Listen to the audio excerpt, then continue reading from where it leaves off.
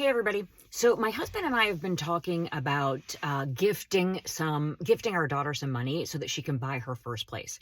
Millennials are a very large pool of the home buyer population, and about 29% of them actually use gift money toward their down payment. So how much gift money can they receive? Well, that's really going to depend on the mortgage program. So a conventional loan will only allow you to receive the gift money if you're use the gift money, I should say, if you're putting down at least 20% or more. But with an FHA loan, you can use gift money for your entire down payment. So who can offer the gift money?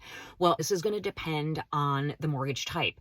The conventional loan only allows you to receive gift money from a family member, but other programs allow you to get gift money from a family member, from an employer, from a down payment assistant program, etc. So you're really going to want to know what mortgage program that you're qualified for. And your lender is going to ask you for quite a bit of documentation for this gift money.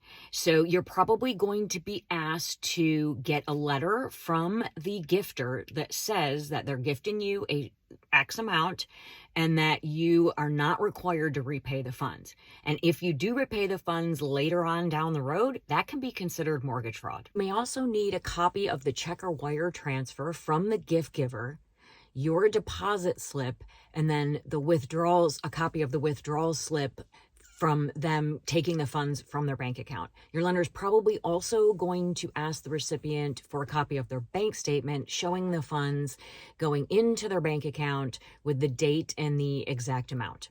I'm Denise Hubbard with Berkshire Hathaway Home Services. If you have any more questions, please don't hesitate to give me a call, or if you need a trusted lender. Cheers.